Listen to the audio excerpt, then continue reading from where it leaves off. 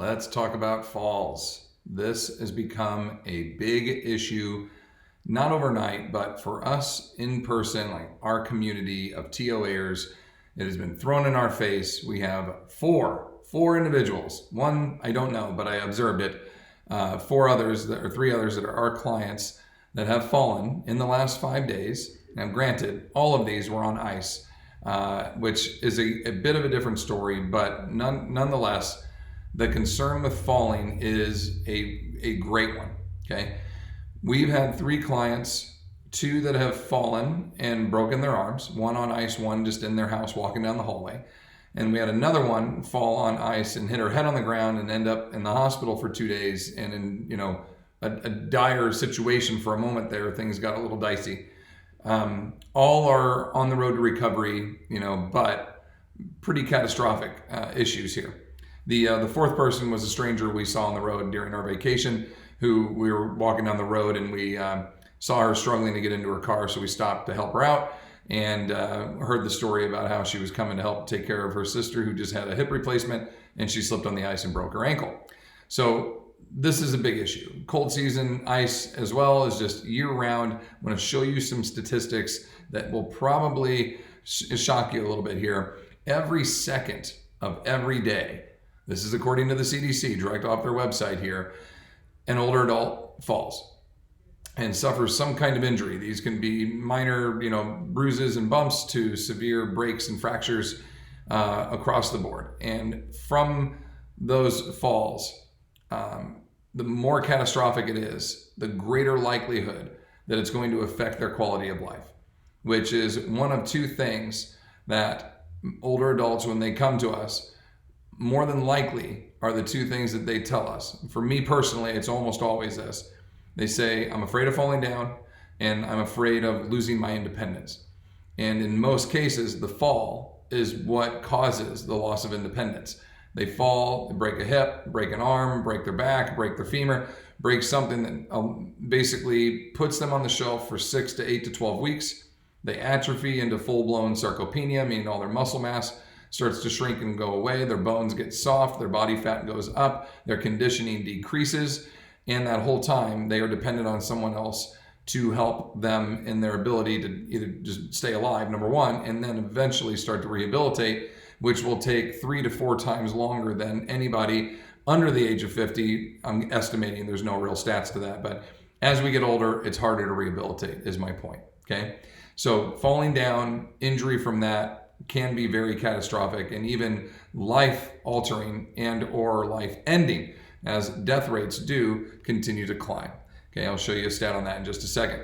This is the disability threshold. This is something that we show and we bring up almost in every single presentation, but it really does showcase, as we'll talk about here in a few minutes, what actually happens and why people are falling down, what physically is changing that's making us fall more when we're older than when we're in our 20s or 30s, okay? But this shows you muscle mass, your strength and your ability to be stable and balanced and stay upright on the left, and your age as on the bottom as you kind of progress through life. And we start off at this small little age where we can barely balance our head, we can't stand, can't do much of anything, very little muscle mass. And we start to build it and we start to coordinate and we start to stabilize it. And by early life to adult life, 25 to 35, somewhere in there, that's about our peak. And then things start to kind of go downhill. But how drastic downhill is up to you.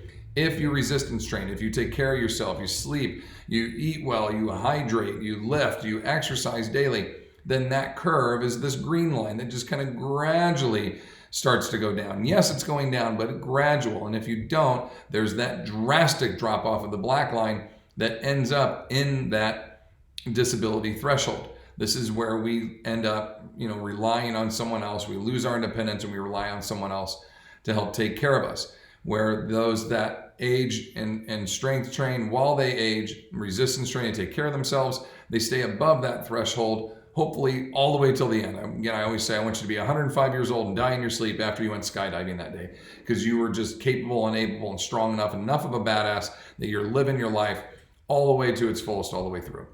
When we talk about the number of falls and how they can lead into these catastrophic injuries that also lead to death. And unfortunately, we're seeing this number just continue to rise and rise and rise. And the estimations here by 2030, you can see the 7 deaths every hour, gang. That's terrifying to think this is a situation, because a lot of our individuals who are falling down are older, and a lot of those older individuals are by themselves. So they are falling, having these situations, no one to help, and now you've fallen, broken something so severely that you can't get yourself off the ground. It's a nightmare all the way around. So there's material out there for us too, as trainers, as consumers, health fitness professionals, just general people that are listening to this channel and hopefully enjoying it. You can learn how to work with older populations or work with your body to improve your abilities to not fall down. Granted, ice is a big issue. Basically, it's cognitive awareness of recognizing and seeing you're on ice, okay? You got to be careful. Hang on to other people, take the step, go somewhere else where you're not going to be able to fall down. Again, I know accidents happen. My point is, if you're resistance training, if you are taking care of your body, if you do fall on the ice, maybe you don't break, you just bounce and bruise, right? Or maybe the break isn't so severe, it's just a minimal thing, or it could have been way worse than it really was. Anything that's going to make your bones more dense, it's going to make your muscles more dense, thicker, stronger, to allow you to hit the ground and or bounce or bang off of whatever it is on the way down and just not be such a catastrophic thing. These are some of the techniques that you can learn, some of the things I'm going to show you here too in just a moment. As you consumers out there are getting older, okay, these are all the clients, all of us, as we're getting older, right? We're the consumers of life. As we are getting older, what are some of the things that we need to start doing for ourselves to prevent our potential abilities to fall down? Number one, exercise program. You know me, I'm going to beat that to death. What do I think is most important? Resistance training is the foundation to whatever else it is you need to work on. Balance, strength, stability, coordination, power, golf, tennis, hiking, walking, whatever it is. Strength is the foundation. Strength is the linchpin to holding that whole thing together. Number two, taking care of your health, going through all of your medical updates and getting your screens every year and getting your blood work done and just doing all the things on the medical side that are going to help you stay healthy. Going through your medications, seeing what meds can go, which ones can't go together. Maybe some causing you to be dizzy, some that are affecting your eyesight. That's another one, is getting your eyesight and your hearing checked to make sure that you're up to date. You have the best spectacles that are going to help you see things. You're not going to have blind spots. You're not going to be losing vision. It's going to put you in a position to potentially trip or fall and even hurt yourself even more. All right. Keeping your home safe. Animals are a big issue for a lot of us too. We get older, not being able to handle our dog. Dog's too big. Our dog likes to run and trace and it takes you out with a leash or whatever it is. Getting under our feet. We're going to show you here our inability to work on wider stances and bases as we age. Not the inability, just that we're not doing this, right? And the dogs, cats, other animals can just basically add to that problem. So make sure your house is, rugs and carpets are down and not rolling up. You don't have wires that are hanging out, all that kind of stuff. And then talk to your family members. Talking to the family members, letting them know, here are the issues, here's what I have going on, I need your help. I want to make sure that you're heading to the doctor and you're not feeling 100%, ask for somebody to go with you. Just be smart. Rely on the team. We say we don't want to lose our independence, but we won't do the one thing that'll help us stay independent, which is this list, of course, but asking other people for help, which is what this list is consisting of, right? Okay, so now we're going to dive into this here. What exactly is making us fall down? I'm gonna diagnose this a little bit with you. I'm gonna showcase a couple of things, and I want you to think about these as you start to practice your daily activities, okay? And think, I remember Rob talking about this. I need to work on this. These are tiny little skills, tiny little things that you can practice on a daily basis that will have a drastic, dynamic effect on your ability to stay upright, coordinate your balance, your strength, and your movement pattern through space, your gait, okay? And keep you on the up. As young children, babies, little kids, as we are growing up, we have the ability to crawl and walk forward and backwards, side to side, get up and down off the floor, climb up fences, trees, move all about in multiple different directions without getting really tired, okay? This is the gymnastics slash parkour-ish type of training that we all kind of experience in our youth. And what happens? How do we change that? Why do we lose it? It's just because we stopped doing it. As you get older, okay, we start to get into elementary school and middle school and high school. We start to specialize a little bit more in our sport, and we get away from the sports that encourage ground play, meaning gymnastics and tumbling around. Unless you're into MMA or jiu-jitsu or gymnastics or wrestling, we're doing sports where you're encouraged to continue doing those. We still have the skills. That's why we see MMA fighters and gymnasts in their 30s and their 40s still moving around like little ninja cats on the ground, because they practice those skills. It's not just because they're getting older. I was in Taekwondo in my maybe 8 years old until my middle teens, like right around 16, 18, right around there, I stopped. And I was extremely flexible, okay? I could do the splits, I could kick over my head, I could jump and do roundhouse kicks. I was a young Van Damme in training. And then I got into throwing and I got into football, and basically my abilities to practice Taekwondo on a regular basis transferred into more resistance training and more football and more throwing, to the point where I just wasn't practicing all my ground-based stuff anymore. So those things became harder for me. My flexibility became more limited because I wasn't practicing on a daily basis. So what does all this mean? It means as we age, as I showed you earlier on our little chart there, right, our disability threshold chart, it shows that as we are aging, we are going to hit our peak between 25 and 35 years of age. And then after that, our muscle mass and our joint strength and our bone density is going to start to decrease. But we are the ones that are going to decide how quickly. If we don't do anything, resistance, good health, sleeping, all the things we talked about, it's going to drastically drop off. But if we continue to practice and do those things, it'll just slightly drop off. And unfortunately, we get into our 50s and 60s and 70s, and the clock is ticking, gang. It is a little bit too late now for us to go back and start tumbling around on the floor.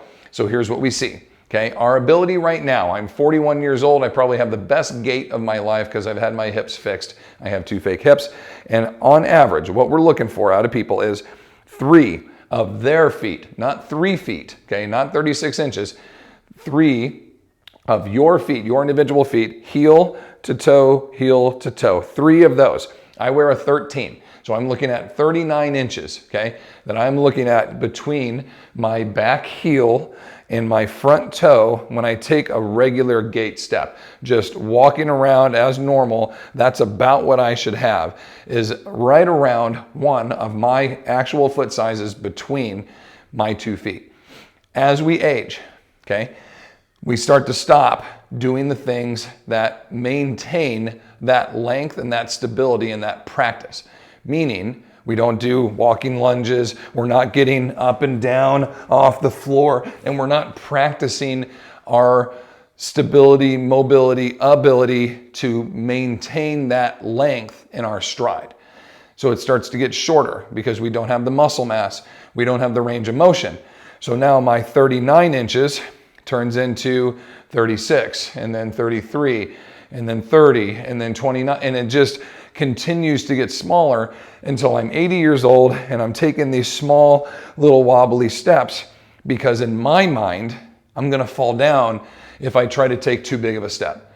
So what happens? You go to a trainer, and the trainer says, you need to take a longer stride. These small little steps that make you wobble like a top. That's what I've said 1,000 times. Tops spin perfectly in balance, they're good, and as soon as they get out of balance, they fall down violently, okay? And that is true. But here's the problem. For the last 30 years plus, you haven't practiced this stride. So if you are used to taking these small little steps, and then I say, take a bigger step, your body is not capable of taking that stride length. By taking that long stride, more than likely, you're going to fall down. You don't have the range of motion. You don't have the strength. You don't have the ability to do that anymore. Yes, we can improve it. Yes, we can build it back, but it's going to establish and it's going to start to establish strength about your hips, about your full body really, but the posterior chain, about your hips. And you need to start practicing carrying weights, and it'll start small. Right now, I'm 80 years old and I'm taking 4-inch steps. Well, I'm going to start lifting some weights, start getting my hips and my body stronger, and maybe by laying out cones or marking off checks on the ground, I can start to take 6-inch steps, and then eventually I can start to take 8-inch and then 10-inch and get to a point where I can take like a decent stride. And instead of being this little wobbly top waiting to tip over, I can start to look like a traditional, regular stride. And so I encourage you, look at people like Luke Longley, Bill Walton, Chamberlain, Clyde the Glide, Hakeem Olajuwon. Look at these guys that they're over 50 years old. They all played professional basketball. They're all 6'10" or 7 feet. And you look at them and you ask them how tall they are now, and they're still 6'10" or 7 feet. None of those guys that I just named off are any smaller than they were when they were 20, 25, or 30. Why is that? As we age, everybody shrinks. We're all going to shrink down. Not if you resistance train. Okay, Luke Longley is who's the other guy? Bill Cartwright. Both of those guys. Still very strong. Not Bill Cartwright. No, he's the one that got out of shape. I think it's Luke Longley. Yeah, Luke Longley with Chicago Bulls. Okay, he was like 6'11" or 7 foot. Still exactly that same height. Same with Clyde the Glide. Same with Hakeem. All of these guys. Okay, because they're still strong. They still resistance train. And basketball players are some of the ones that have the worst reputation for resistance training. They don't like to lift weights typically, okay? But they see the value in doing it. And they know if I get strong, if I keep my body strong, my bones strong, my muscles strong, I can keep my height, okay? You're 6 foot when you're 30. You should still be 6 foot when you're 70, when you're 80. Okay, as best as we can. You shouldn't be shrinking by inches or feet throughout your life where you're becoming this smaller, shrinking version of your body. And that's not the case, gang. And I don't want to hear well, we're older and that's just what happens. I've been hearing that shit my whole life, and that is not true. That is 100% false. Just because you're older doesn't mean that it's going to turn out this way. So get that out of your mind right now. That is not the case, and I could prove it to you, okay? We have research out the ass that shows that that is factually false. Just because you're getting older, it does not mean your bones are going to shrink, they're going to get brittle, and your muscles are going to get smaller. If you don't do anything about it, they will. That is a fact. But you don't have to be that. Don't be a statistic. Okay, don't fall into this. And if you're 50 or you're 60 and you're not lifting weights, it's never too late. Are we going to get it back? You were 6'2" and now you're 5'11". I'm not going to gain you 3 inches, but I'll keep you at 5'11", okay? Get in the gym, lift some weights, be smart about it. Exercise every day, every single day. Go for a walk, go for a swim, play some tennis, do some golf, get out in the garden, clean up the garage. I don't care what it is. Be active. Be active every single day. Lift weights 3 to 4 times a week. You don't know how to lift weights, find somebody to teach you how to do it. Okay? Eat healthy. Sleep well. Get enough sleep every night. Do enough in your daily activity to make yourself tired so you can sleep well at night. Hydrate. Eat like a grown-up. Okay? Do all the little things that'll take care of your body. Floss. Okay? Take your showers and get cleaned up and get up early in the morning and go for a walk while the sun's just coming up and the air is crisp. Don't go out at 4 o'clock when it's hot as shit and there's exhaust everywhere. Like, take advantage of the good things, right? Get out there and be the image of health that you've wanted to be, because you're the only one that can do it for you. I can sit here and preach till I'm blue in the face. I can tell you stats, I can blah, blah, blah, and try to entertain you. My point is it's up to you. Don't be the statistic. You don't need to be this old wobbly man taking 3-inch steps. You don't need to be the wobbly top that tips over. You don't need to be a statistic, people that are falling down, breaking hips, and adding to that every 7 seconds somebody dies, or 7 minutes, whatever it was. You don't need to be that. Accidents happen. Let's survive the accident. Be dense enough that if you fall, you don't break. Or if you do fall, it's a minimal injury. You can do this. I'm here to help you. Your other trainers are here to help you. Get out there and be active. Where do you start? EOD 20, everybody. Every other day, 20 minutes. Start there and build up to where you can do something every day. Resistance train 3 to 4 times a week. Eat well, sleep well, good mind, good heart. I wish the best for you. You can do this.